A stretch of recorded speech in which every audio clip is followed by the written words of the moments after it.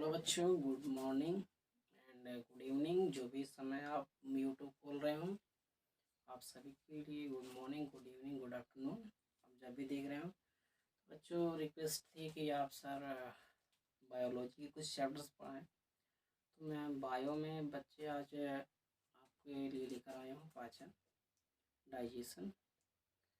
तो यकीन मानिए ये वीडियो देखने के बाद आप डाइजेशन के बारे में शायद आप कभी ना भूलें।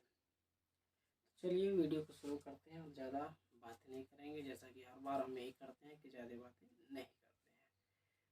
हाँ चलिए, मुस्कुराते नहीं हैं। तो आप जितने भी जहाँ भी पढ़े होंगे आप बायोलॉजी, लेकिन मानिए उन सभी चैप्टर्स में से ही आपका जो आज का लेक्चर होगा वो बेहतर ही होगा। आज के लेक्चर्स पढ़ने के बाद आपको शायद लगेगा कि यार वाकई में पाचन यही होता है। तो चलिए शुरू करते हैं। अगर कॉपी पेन लेकर बैठ जाइए। बेस्ट पढ़ाई वही होती है कि जब पढ़ते हैं तो उसी के साथ आप वीडियो देखते हैं तो उसके साथ आप फटाफट नोट्स बनाना शुरू कर दें। तो चलिए क्वेश्चन शुरू करते हैं और आगे सवाल को करते हैं। तो यहाँ हमारा सवाल है बायोलॉजी का, और बायोलॉजी में जो क्वेश्चन हमारे हैं वह है पाचन। तो चलिए मेरे साथ हेडिंग लगाइए, पाचन डाइजेशन। तो डाइजेशन दिखाई दे रहा है, बिल्कुल दिखाई दे रहा है। यस, यहाँ यहाँ। तो पाचन बच्चे, पाचन को डाइजेशन कहते हैं। आप पढ़े होंगे छोटी क्लासों में। डाइजेशन का मतलब क्या होता है? तो जो हम भोजन लेते हैं वह भोजन पौधों से हमको प्राप्त होता है। सभी को पता है भोजन जो है पौधों से मिलता है। भोजन जो है किससे मिलता है? पौधों से। ये जो भोजन होता है टोटली बच्चा कार्बनिक होता है। पौधों से है तो इसका मतलब ये कार्बनिक होंगे। अब पौधे जो भोजन बना लेते हैं वो हमारा दो तरीके का होता है। एक तो होता है सरल कार्बोहाइड्रेट,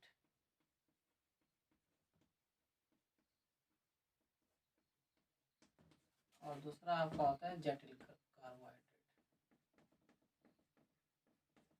जटिल कार्बोहाइड्रेट तो ज़्यादा कुछ नहीं बताएंगे, इतनी बातें तो पुरानी सारी बातें हैं। कार्बोहाइड्रेट बनाते हैं पौधे, और जो सरल कार्बोहाइड्रेट होता है इसको हम ग्लूकोज के नाम से जानते हैं, और जो जटिल कार्बोहाइड्रेट्स होते हैं उसको हम लोग मंड के नाम से यानी स्टार्च के नाम से जानते हैं। तो ओवरऑल ये कहने का मतलब है कि जो भोजन हम करते हैं वो पूरी तरीके से कार्बनिक होता है, कार्बनिक पदार्थ होते हैं, ठीक है। और जो भोजन हम करते हैं वो भोजन या तो ठोस होता है या तो तरल होता है। ठोस में जैसे चावल हो गया, रोटी हो गई, दाल हो गए। दाल, चलिए दाल की बात नहीं करते हैं।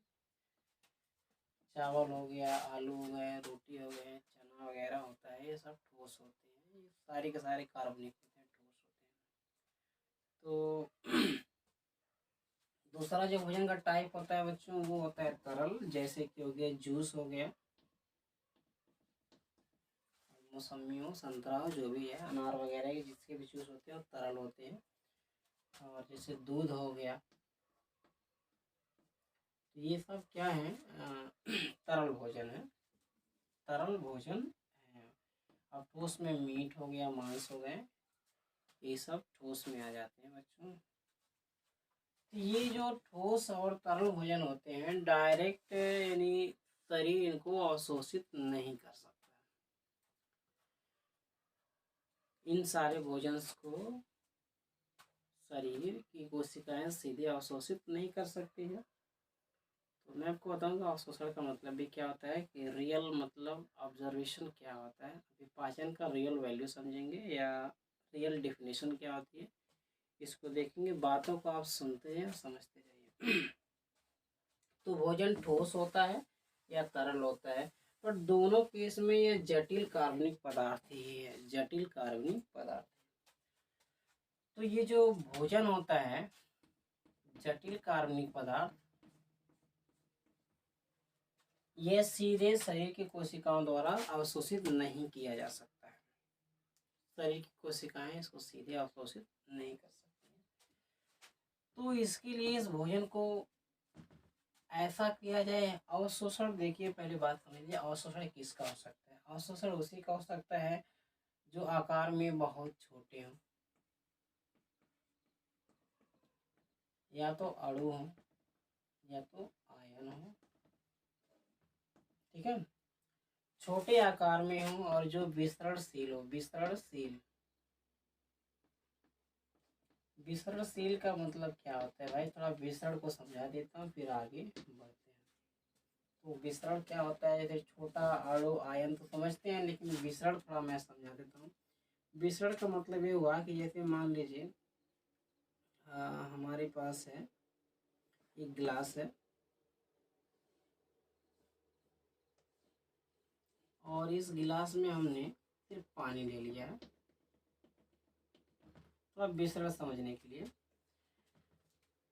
चलिए तो फिर विसरण की परिभाषा बाद में, पहले इसको समझ लीजिए। अगर इस पानी में हम 2 बूंद स्याही डालेंगे तो आप क्या देखेंगे? स्याही के अणु धीरे धीरे चारों तरफ तीव्र गति से फैलना शुरू कर देंगे, बिना किसी बाह्य बल के, यानी बिना किसी बाहर के कारक के। ये पानी में जैसे ही पड़ेंगे स्याही की बूंदें फैलना शुरू कर देंगे, फैलना शुरू कर देंगे।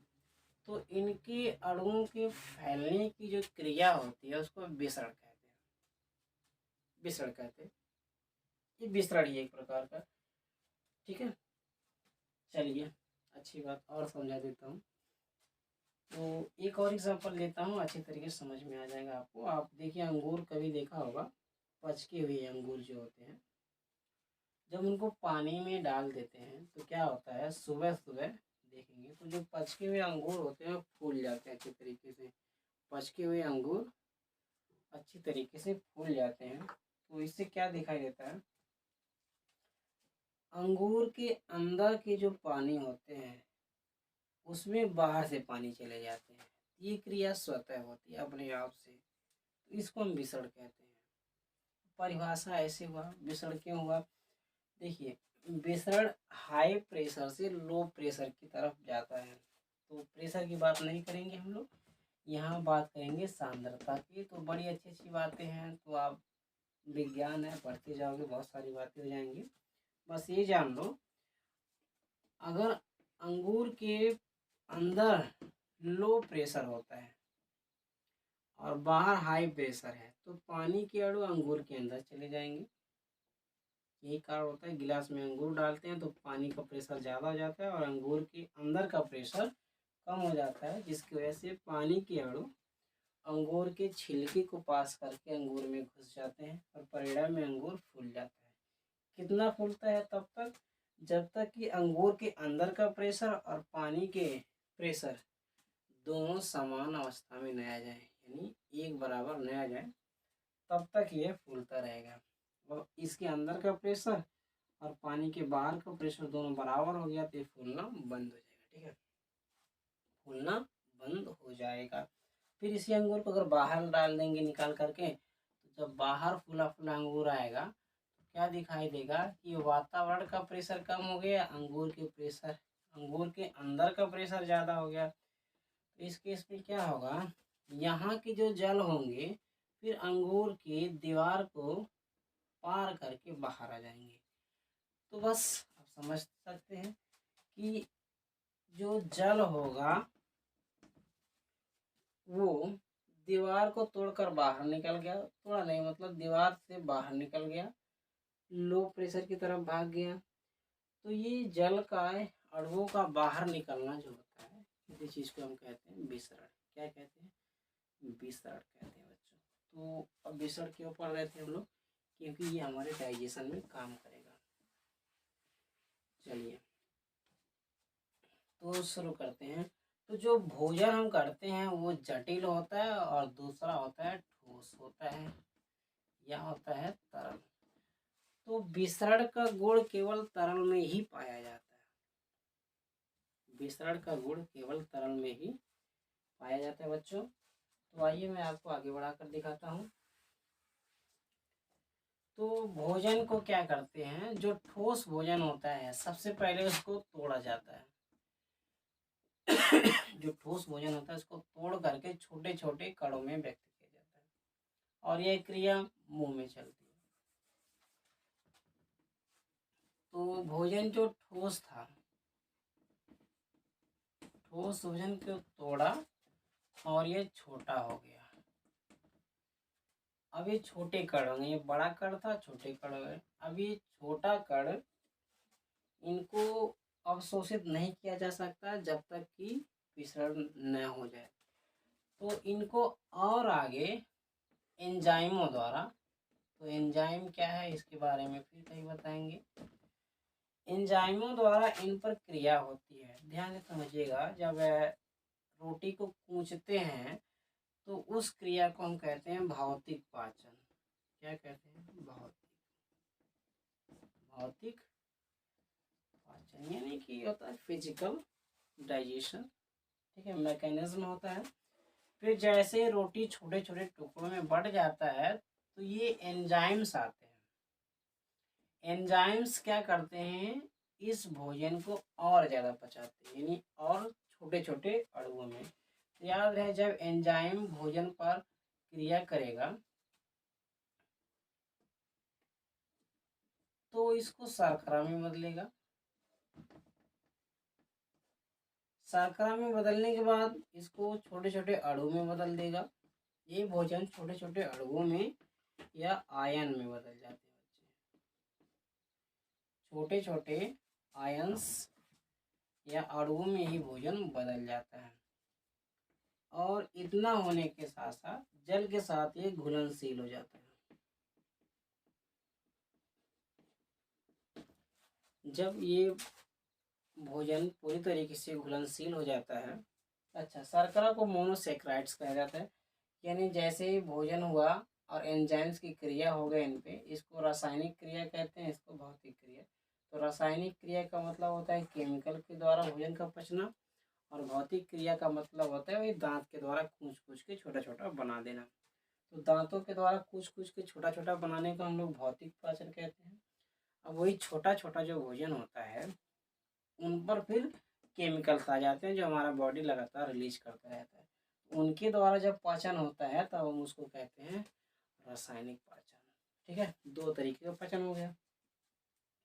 एंजाइम के द्वारा जब भोजन पचता है तो मोनोसैकेराइड्स में बदलता है। तो मोनोसैकेराइड्स का मतलब क्या हो गया? शर्करा। यानी भोजन हुआ और इसमें अगर एंजाइम मिल गए, एंजाइम्स, ये बन जाता है सैकेराइड्स।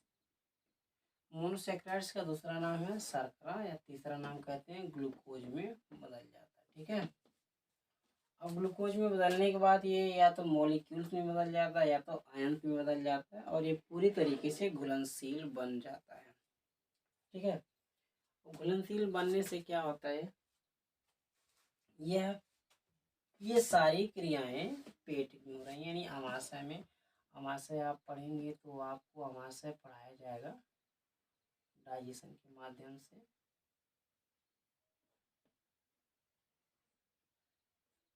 तो ये जो है केमिकल जो है डाइजेशन यहाँ शुरू हो रहा है भाई, बाकी माउथ तो मैं नहीं बनाया हूँ जानबूझ करके। चलिए कहानी को आगे बढ़ाते हैं। यहाँ पर होता है, यहाँ पर ये सारे मैकेनिज्म चलते रहते हैं, क्रियाएं चलती रहती हैं। तो ये केमिकल रिएक्शंस यहाँ हो रहे हैं। ठीक है, इसके बाद यहाँ से ये आंतों में प्रवेश कर जाते हैं। तो आंतों में इसीलिए जाते हैं क्योंकि यहाँ भोजन का अवशोषण नहीं होता है। भोजन यहाँ 3 से 4 घंटे तक रहता है। बस यूँ मान करके चल लो जैसे आटा सब लोग सानते हो बढ़िया से, तो वैसे यहाँ पर भी मिक्स किया जाता है कुछ एंजाइम्स के द्वारा। मतलब कुछ एंजाइम्स या गैस्ट्रिक जूस जो भी निकलता है, आपको आगे आपको पढ़ा दिया जाएगा। यहाँ बहुत सारी क्रियाएं होती हैं पेट में। यहाँ बस भोजन को मिक्स किया जाता है, कैसे जैसे दाल और चावल मिक्स करते हो वैसे मिक्स किया जाता है। और बहुत सारी बातें हैं जो है फिर आगे बढ़ाया जाएगा। मिक्स करने के बाद बहुत सारी बातें मैं आपको बताऊंगा एक एक करके, ज़्यादा समझ आए। इनको खाली पाचन समझाना है। पाचन क्या हुआ, जैसे घुलनशील हो जाता है भोजन, तो ये भोजन पहुंच जाता है आंतों में।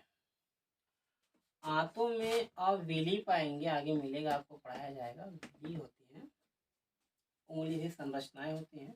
तो जैसे ये भोजन आंतों में जाता है तो आंतें फैल जाती हैं, आंतें फैल जाती हैं। फैलने से क्या होता है, जो घुलनशील ये भोजन बन चुका है, जैसे अणु बन गया है या आयन बन गया है या वसी अम्ल बन गया। देखिए या मैं पॉइंट्स आपको बताता हूँ, दिखाई नहीं दे रहा होगा। वसी अम्ल, फैटी एसिड वसीय अम्ल बन जाता है। तो ये जैसे ही आंतों में जाते हैं बच्चे, बहुत सारी बातें हैं तो आप सीखेंगे। आंतों की दीवारें बढ़ जाती हैं और बढ़ करके इन्हीं चीज को सोखती हैं। अब सोखने का मतलब क्या हुआ कि जैसे मान लो मैं यहाँ बना दे रहा हूँ आंत वाली दीवारें, फिर आगे मैं आपको पढ़ाऊंगा, अगर अच्छा लगेगा तो जरूर कहिएगा। अब यहाँ भोजन आ जाता है एकदम तरल, तरल का मतलब लिक्विड बन करके आ जाता है। तो यहाँ जो आया हुआ भोजन है वो पूरी तरीके से घुला हुआ है, या तो ग्लूकोज बन करके यानी मोनोसेक्राइड्स, या तो मॉलिक्यूल्स बन करके, या तो आयंस बन करके, या तो घुलनशील तरल पदार्थ बन करके, या वसी अम्ल बन करके आ जाते हैं। यानी जो आप रोटी खाए थे पूरी तरीके से घुल चुका है, और वह ग्लूकोज, मॉलिक्यूल्स, आयंस एंड वसी अम्ल इत्यादि में बदल चुका है। तो एक पॉइंट और मैं बताता हूँ, जो यहाँ भोजन घुल जाता है तो ये एमिनो एसिड बन जाता है भाई, एमिनो एसिड भी। तो जो भोजन पचा, यानी जो भोजन आप ठोस किए थे वो भोजन अब अलग तरीके से बन चुका है। पहला बन गया है एमिनो एसिड बन गया है, इसमें कोई नाम नहीं है भाई, आप खुद से नाम रख सकते हो। पहला दूसरा एमिनो एसिड बन गया है। फिर वही भोजन जो ठोस खाए थे आपका फैटी एसिड बन चुका है। वही भोजन जो आप खाए थे वो मॉलिक्यूल्स बन चुका है, मॉलिक्यूल्स बन चुका है बच्चों। और वही भोजन जो आपने जो रोटी खाया था, दाल चावल खाया था, टूट टूट करके वह आपका आयंस बन चुका है बच्चों। ये सारी चीजें जब बन जाती हैं तो ये भोजन जो होता है विसरणशील हो जाता है। विसरणशील, विसरण मैंने बताया। अब क्या होगा, अब जैसे अंगूर को आपने देखा, पानी में डालने के बाद क्या हुआ, अंगूर के अंदर का जो प्रेशर था कम था, इसीलिए अंगूर के अंदर पानी चला गया। तो उसी प्रकार आंतों में भी जब ये भोजन घुल करके आ जाता है, जैसे एमिनो एसिड हो गया, फैटी एसिड, मॉलिक्यूल्स, आयंस, ये बन करके आ जाते हैं तो ये पानी के साथ घुले रहते हैं। अब इनका प्रेशर हो जाता है ज़्यादा,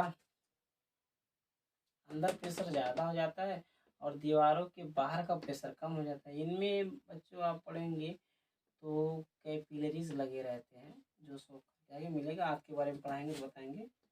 कैपिलरी लगे रहते हैं इनको, यहीं से यहाँ तक इसको, इसका प्रेशर ज़्यादा जाता है और इन कैपिलरी यानी जो ये नसें होती हैं पतली पतली धमनिकाएं या केशिकाएं,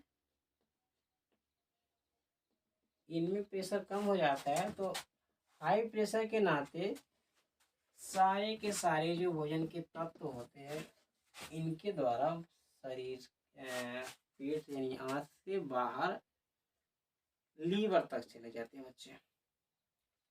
ओवरऑल इतना कुल मिला जुला करके पाचन होता है। जब इस आंत से भोज्य पदार्थ लीवर की तरफ जाता है, लीवर की तरफ के बाद कोशिकाओं की तरफ जब जाता है तो यहाँ से यहाँ तक निकलने की क्रिया को हम अवशोषण कहते हैं। अब रिपीट कर देता हूँ एक बार कि आखिर पाचन किसे कहते हैं।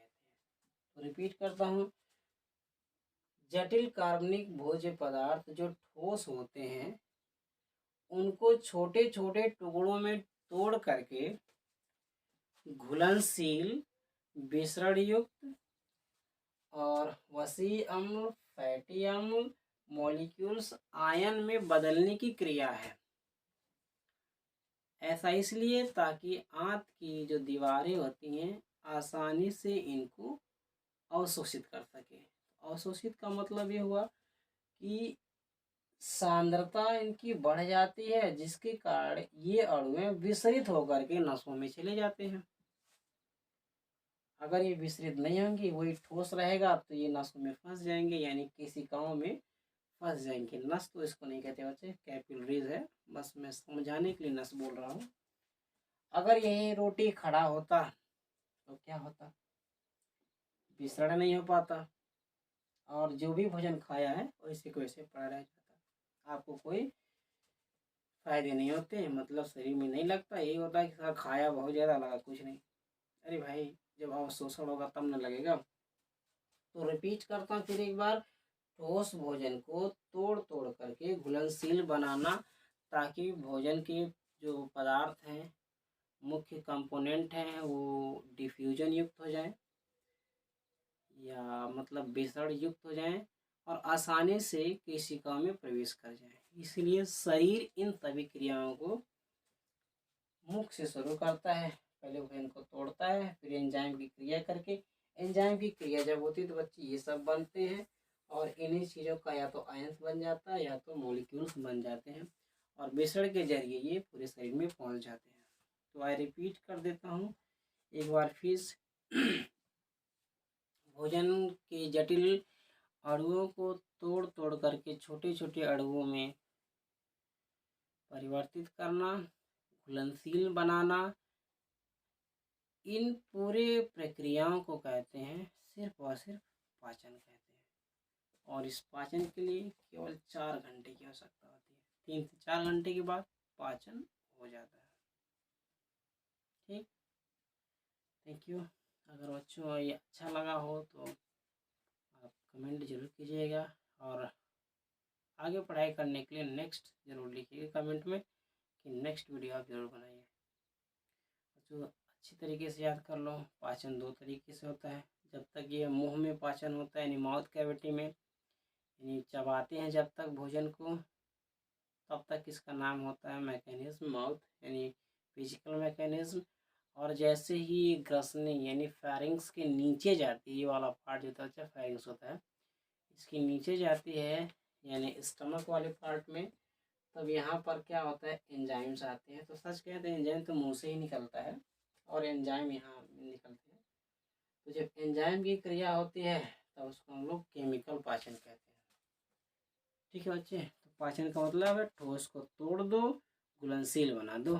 घुलनशील हो जाएगा तो विसरण हो जाएगा, जब विसरण हो गया तो शरीर के अन्य भागों में पहुँच जाएगा। थैंक यू वेरी मच, समझ में आया तो अच्छी बात, और कमेंट्स में ज़रूर लिखना सर नेक्स्ट। Thank you.